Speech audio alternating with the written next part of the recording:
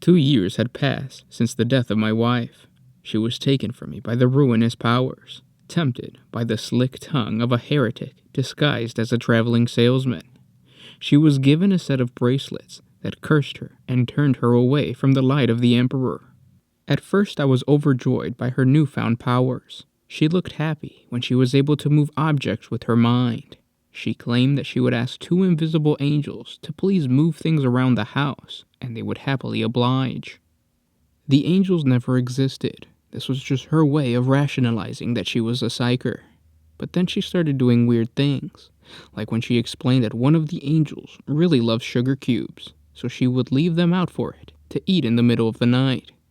It was strange, but the reality was that the sugar cubes would be gone every morning. She started to tell me that the angels would tell her of future events, that they would tell her what would happen depending on what choices she would make that day. She even was able to save poor little Daphne from falling down a well. Her angels were guiding her, and she trusted them. Just like me, of course. No one believed her when she started telling others of her angels. I told her to stop talking about things like that to people around the town. People were starting to whisper that she was going crazy. Then one day, right after Saturday's sermon, she questioned the priest as to why he didn't have any angels of his own, if he was supposedly so close to the Emperor. That's when things really turned for the worst. The priest called his colleagues from the Departamental Ministorum, and they told the Archbishop of my wife's supposed powers. And before we knew it, the whole town was told not to communicate with us until the bishop himself talked to her. My wife didn't care that the townspeople would run every time they would see us coming down the road. She said all she needed was me and her angels. When the bishop showed up in town, he arranged an interview with both of us. 2 minutes into the interview, and the bishop's eyes began to bleed. He was so frightened, he ran out of the town hall. He was screaming, "Witch!" Of course I wanted to protect her, but I couldn't. I watched as they took her away and hung her in the town courtyard. Even though the priest and the bishop said she was possessed by chaos, she was still my wife. I lost the woman I loved. Life was never really the same after her death. I was always treated different by the townspeople, and no one would purchase anything from me. They were scared that my crops were tainted by chaos. I asked the priest for help when I didn't have enough thrones to pay for lumber in the fall. He turned me away. I had to sell our house and move in with relatives in the city. It was cramped living. My cousin could only spare a small room with no windows in one of his rental properties, but it was all I could afford. I became a janitor at a ministorum building and moved my way up to the mailroom within a year. Exactly 2 years after my wife's death, I received a letter at work. The sender was noted as Angels, and the note inside was from my wife. She spoke to me as if she was still alive and back at our country home. She explained how she missed me and how it's been hard not being able to be with me since I left. I crumbled the letter up and threw it in the garbage. Whomever was doing this was a cruel and evil-spirited person. I was glad I was out of that town and away from all those shitty townspeople that probably sent this letter. The following week, I received another letter. It came from the same person, but didn't even bother opening it.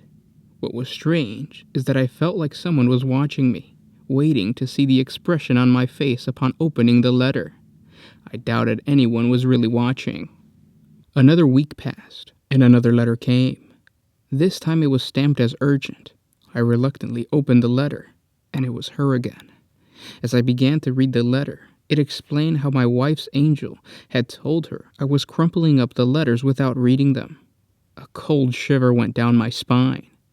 At that moment, I knew someone was watching me. I didn't finish reading the letter.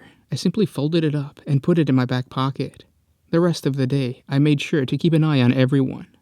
I had to be sure I wasn't being watched by some prankster or malintent former townsperson.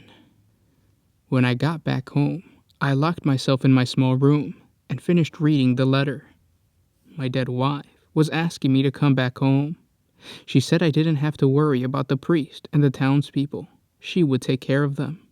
She said she missed me and she would be waiting for me back home. I burned the letter. Whatever this was, it was torment.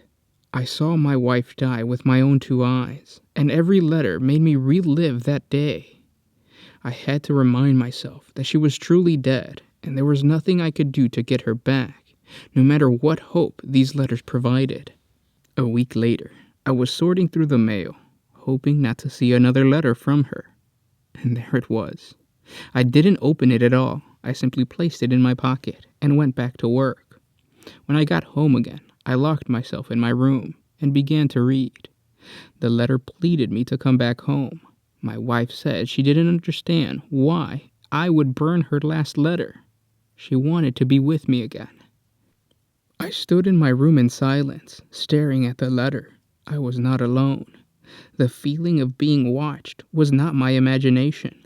My wife's angels were in the room with me. At that moment, I made the decision to go visit my old home. After a long journey, I arrived, and I stood there in front of the door of what was once our home. I knocked, but there was no answer. I knew there were people living at the home because I sold it to a man with a family of 6. I was surprised not a single child or even animal came running out. I stepped around the back and noticed that the door was wide open. I knocked again, but went inside. Things were very dusty, as if no one had been living here for quite some time. There was a sound coming from the basement, but the light switch was not turning on the light from upstairs. I walked down the dark stairs, and even though I had done this thousands of times when I lived here, never had I felt this much fear going down in the basement. I took a few steps out, waiting for my eyes to adjust, when I stepped on something that cracked. When I looked down, I was horrified to make out the skeletal remains of a child's leg, its little shoes still on the toddler's feet. I ran towards the steps, but I felt a strong tug on my shirt. I looked back, and deep in the basement, I could make out the silhouette of a dark figure with long hair.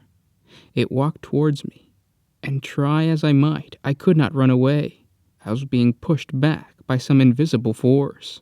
When the figure was finally close enough to see, I realized it was my wife. She was as beautiful as the day I first met her. She appeared younger and radiant.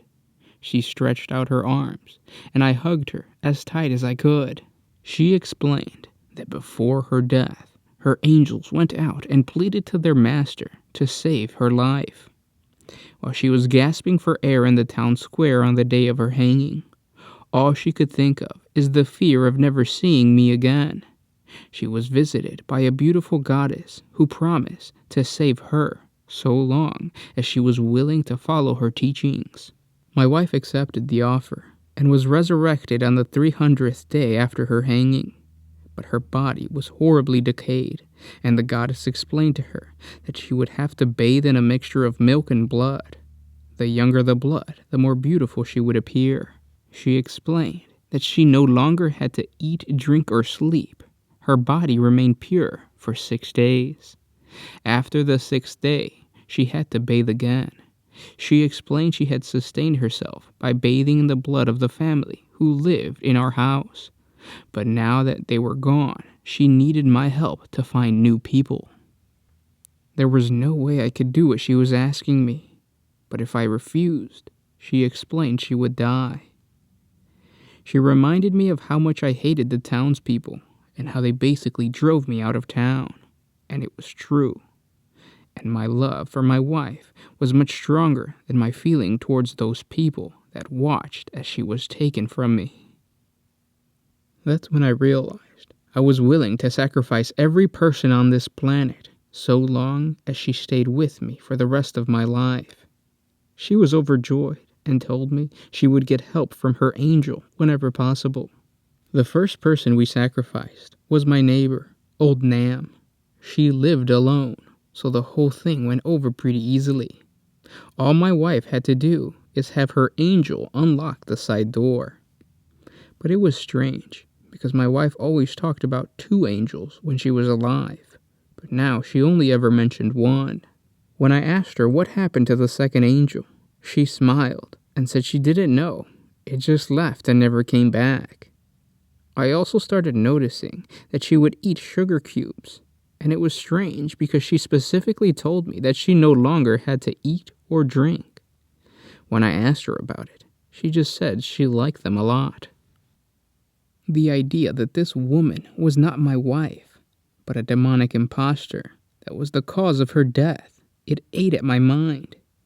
But every time I took another body to her, she filled me with a sense of pleasure that I had never felt before.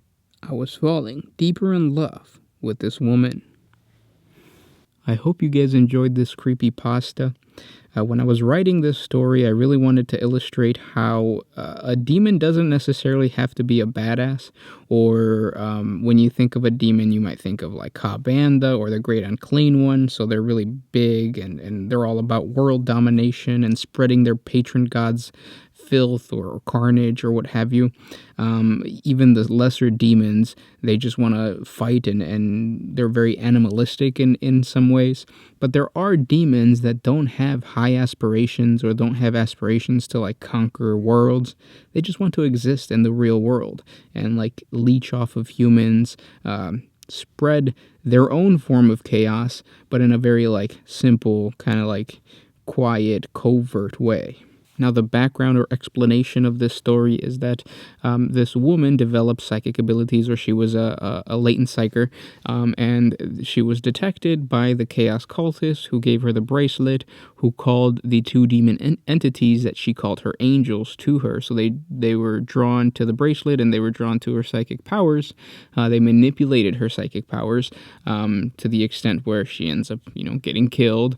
And then when she dies, they actually, one of those angels uses her body as a host body, takes control, and then now is able to manipulate the husband to do his bidding, and then at the same time give him pleasure for helping her. And ultimately, I was thinking of like having the second angel take control of the husband as well, but I just wanted to cut it there. But that's the whole story behind it, and she is... or this demon is a Slaaneshi demon. Its patron god is Slaanesh, hence the pleasure, hence the woman, hence the just bathing in blood and milk to make you beautiful. So yeah, it's definitely a Slaanesh demon, and it just goes to show you that it's a host demon that's covert, quiet, killing silently in her own little home. I hope you guys enjoyed this video. If you're watching this on Patreon, thank you so much for being a patron. Because of you, we can create these videos, and we can explore the world of Warhammer 40K within our own minds and write these stories for you. If you're watching this on YouTube, I hope you enjoyed. Know that it is thanks to all the patrons on Patreon that we are able to create these videos, even for you guys. They actually got this video back in April, so they've had this creepypasta for a while. So thank them, and thank you for watching. But with that said, I'll see you tomorrow. This was Gersh1 with One Mind Syndicate, signing out.